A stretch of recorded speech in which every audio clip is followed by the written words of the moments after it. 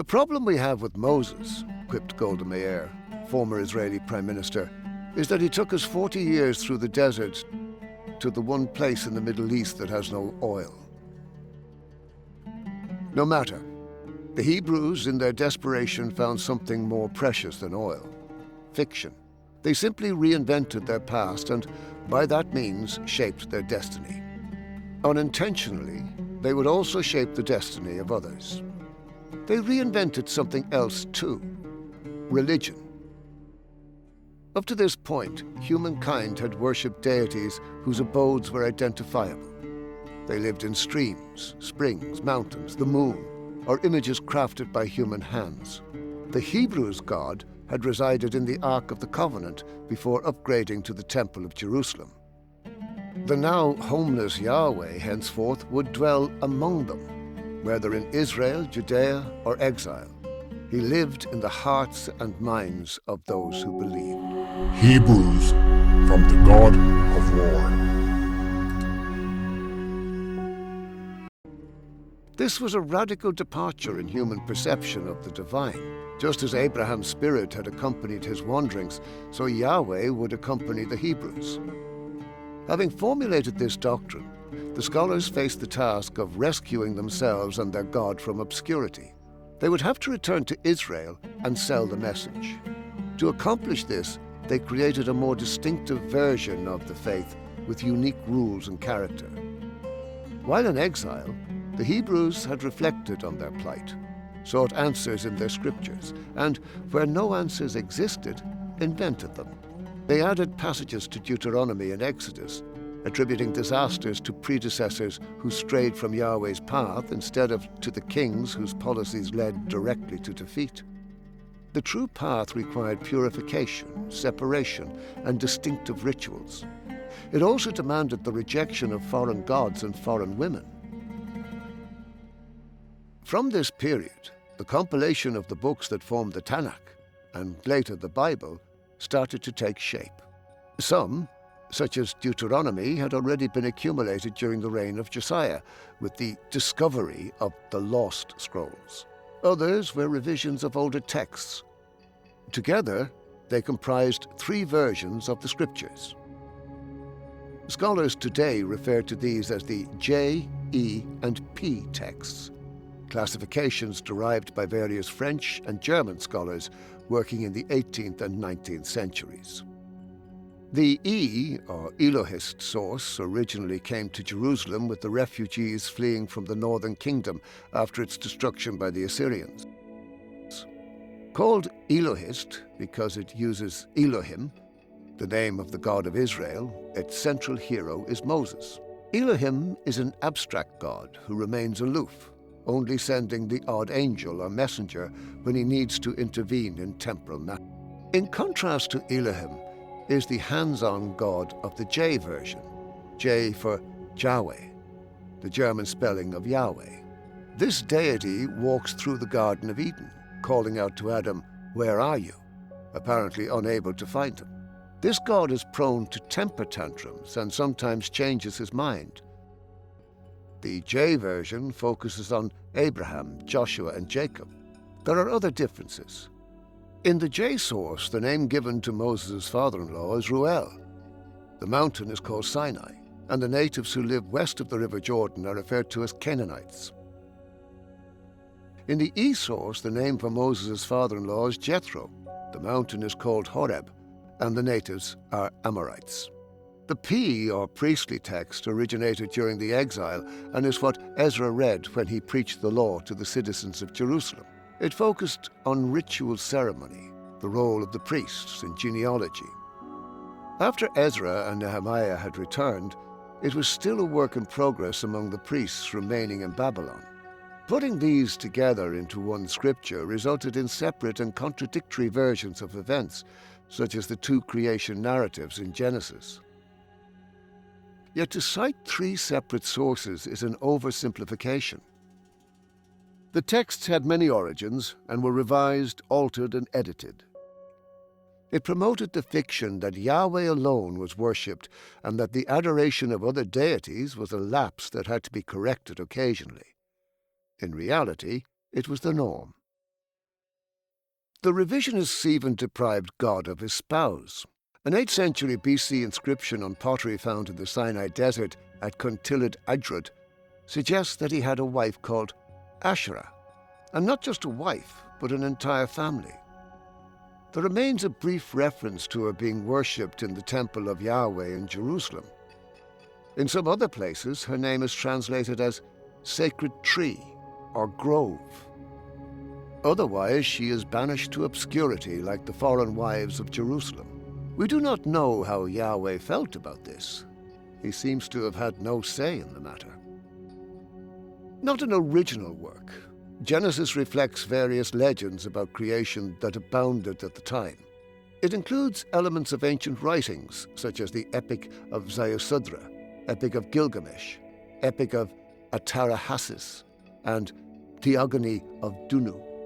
An example is the story of Noah and the flood. This is a retelling of an earlier epic from Gilgamesh, originating in Sumer, in today's Iraq, around 2900 BC, probably inspired by flooding in the Tigris and Euphrates. In the original story, the ark was a round vessel made of stretched skin, similar in shape to those used by local fishermen down to recent times, called a kufar, or coracle. The Hebrews added their unique interpretation of these ancient myths, giving them the form of a historical narrative. But as an accurate record of history, they fail any serious examination. Many anachronisms abound. For example, Genesis 26 identifies the king of Gerar as a Philistine ruler, although Philistines did not occupy the coast of Canaan until the 12th century. Camels appear in the story of Abraham, although they were not domesticated until centuries later. Egyptian place names, including those on the Israelite escape route, such as Ezion-Geber, did not exist when the Exodus was purported to have happened. Other tales challenge both history and logic. Take the flood, for example. The Tanakh sets out the event around 2300 BC, for example, after the original Sumerian account was written. The devastation left only 8 people on earth. These were Noah, his wife, 3 sons, and their wives. However, historical records before and after that date indicate flourishing civilizations in China, India, and Egypt. To achieve this feat, Noah's sons and their wives would have had to reproduce at an alarming rate following the flood, more than 1 million children per couple. These children would have had to take on the physical appearance, DNA, language, religions, customs, infrastructure, technology, and geographical location of the civilizations wiped out in the flood.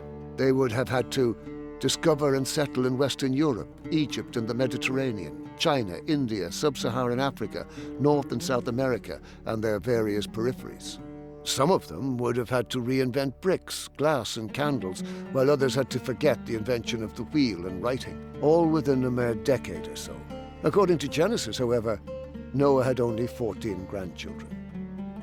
To fit all the world's creatures in their boat, they would have needed room for an estimated 30,000 species of animals, at present count, not including insects.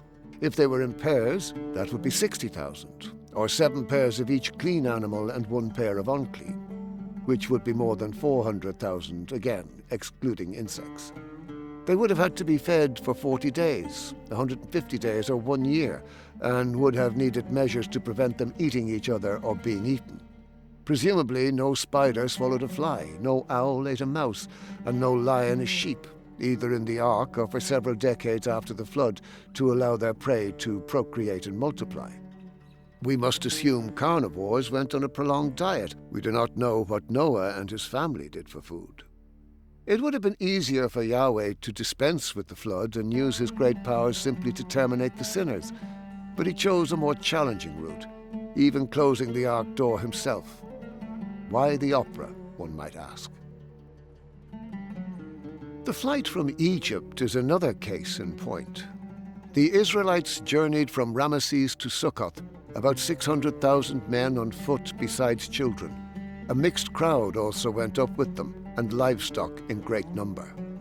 Assuming the female population equaled the male, and allowing 2+ children per couple, a conservative estimate for the time, the numbers fleeing would amount to 2.5 million souls, almost equal to the entire population of Egypt of the day. Such a number, particularly when combined with livestock in great number, would have constituted a logistical nightmare and is impossible. If all 2.5 million people marched 10 abreast, the resulting line of more than 150 miles would need 8 or 9 days to march past any single fixed point.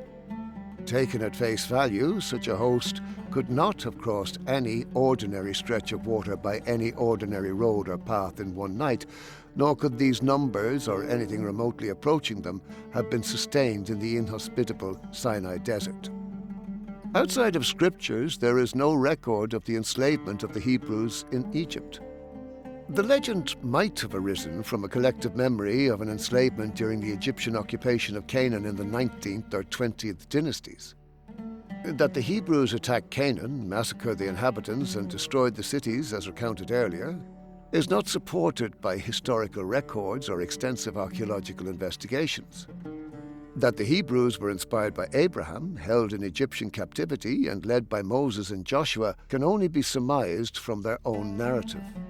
Fundamentalist scholars, Jewish, Christian, and Muslim alike, insist that these early scriptures are a literal record of events from the creation to the invasion of Canaan dictated by God and transcribed by Moses, making Moses the only historian to have recorded his own death. Neither science nor logic can penetrate such conviction. Other interpreters of the Pentateuch see it as a set of allegorical stories intended to convey a symbolic rather than literal narrative. For them, the scriptures bear a message revealing the nature of the Creator, his purpose for humankind, and a set of moral codes. However, this interpretation must confront the scriptural narrative, the brutal invasion of Canaan and the attempt to exterminate its population. The story has no historical basis, but it signifies intent. The message is one of exclusivity and hostility, recounted with brutal triumphalism, whether it occurred or not, by the command of a vengeful ogre intent on genocide. These violent stories appear to have been invented by the later kings of Judea to legitimize specific policies. In contrast, the archaeological evidence shows a gradual transition from an agricultural society to city kingdoms by peoples who had already lived there or migrated from east of the Jordan River. The Hebrew and Canaan dialects have a common origin, indicating a possible civil conflict leading to a fratricidal struggle for power rather than invasion. The scriptures, fashioned by prophets and kings, with mythical origins and borrowed ideas, gave the Hebrews a unique identity. The temple had been replaced by scripture, written on parchment made holy by their words. It set the Hebrews apart from other peoples and put them in confrontation with them.